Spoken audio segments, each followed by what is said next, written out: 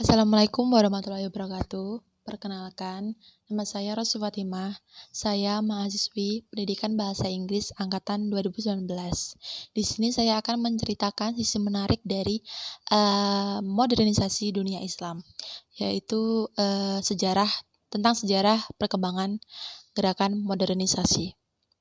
Nah, modernisasi atau yang disebut juga dengan pemikiran pembaharuan itu di dalam Islam timbul terutama sebagai hasil kontak yang terjadi antara dunia Islam dan dengan dunia Barat.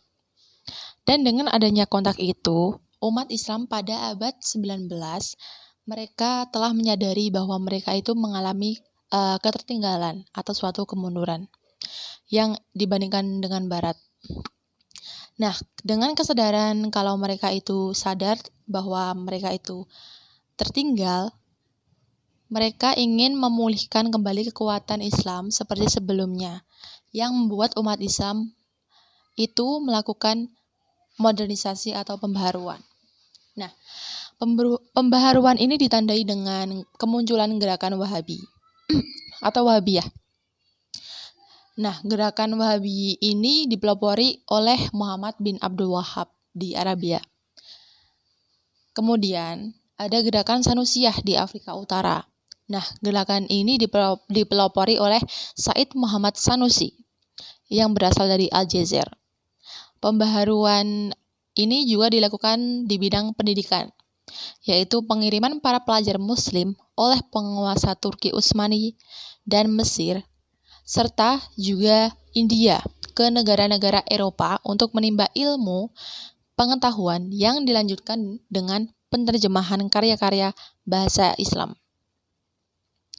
Nah, setelah modernisasi di bidang pendidikan, gerakan pembaharuan lainnya itu akhirnya merambah ke dunia politik. Nah, gagasan politik yang pertama kali muncul adalah gagasan pan-islamisme atau yang berarti persatuan Islam sedunia. Pada awalnya, gerakan ini diusung oleh Wahabiyah dan Sanusiyah. Gerakan modernisme Islam pada abad 19 ini dipelopori oleh Sayyid Jamaluddin Al-Afghani. Meskipun beliau itu lahir di Afghanistan, namun dia menghabiskan usianya itu di berbagai bagian dunia Islam, seperti India, Mesir, Iran, dan Turki. Dia itu mengembara ke Eropa, dari Saint Petersburg sampai Paris dan London. Nah, dimanapun dia tinggal dan kemanapun dia pergi, dia itu selalu mengumandangkan ide-ide pembaharuan dan modernisasi Islam. Nah, bersama muridnya ini yang bernama Syekh Muhammad Abduh yang berasal dari Mesir, Jamaluddin ini pergi ke Paris untuk menerbitkan majalah. Nah, nama majalah ini adalah Al-Urwah Al-Wuthqa atau Lilien Indissoluble, yang berarti ikatan yang teguh. Nah, di dalam majalah ini, Abduh menjadi pemimpin redaksi dan Jamaluddin itu menjadi redaktur politik. Nomor perdana terbitnya itu tanggal 13 Maret 1884. Nah, isinya itu memuat tentang artikel-artikel dalam bahasa Arab, Prancis, dan Inggris. Majalah ini terbit setiap Kamis dan majalah itu penuh dengan artikel-artikel ilmiah dan mengobarkan semangat umat untuk kembali kepada Al-Quran dan Sunnah Nabi, serta menyerukan perjuangan umat Islam agar terlepas dari belenggu penjajahan Eropa.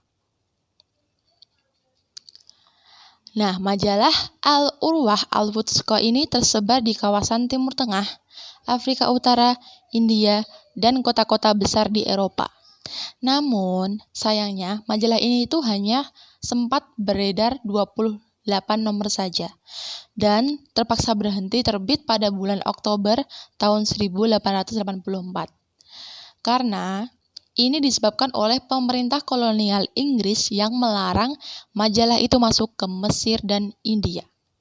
Lalu, pemerintah Turki Utsmani Mereka itu khawatir akan gagasan Jumhuriyah atau Republik yang diusulkan oleh Jamaluddin.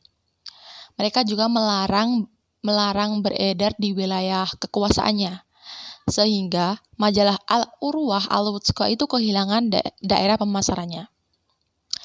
Namun, dalam masa 8 bulan beredar, majalah Muslim pertama di dunia itu berhasil menanamkan benih-benih modernisasi di kalangan umat Islam.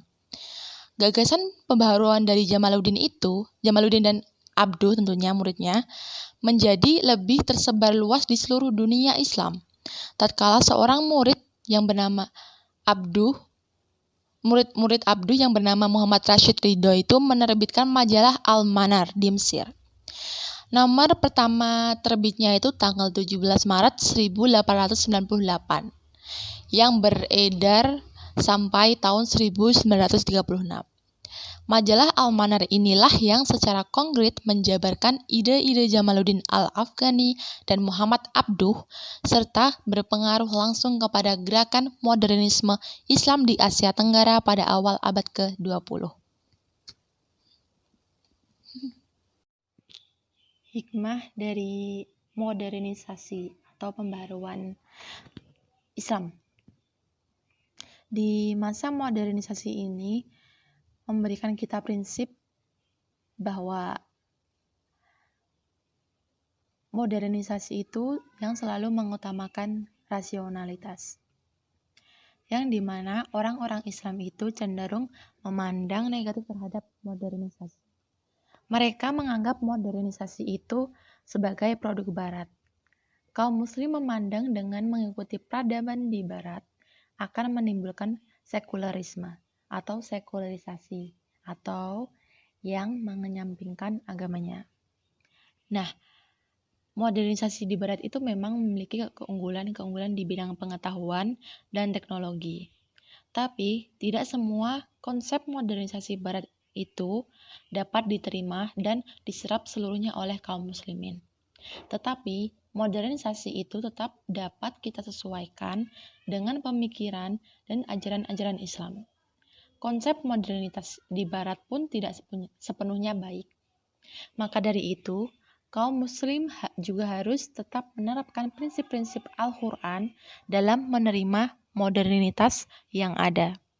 Jika hal tersebut terjadi, maka di masa depan akan hadir kaum intelektual yang tetap berpegang teguh pada ajaran Islam, yaitu ajaran Al-Quran dan Al-Hadis. Sekian, terima kasih. Bila ada kesalahan mohon dimaafkan. Wassalamualaikum warahmatullahi wabarakatuh. Terima kasih.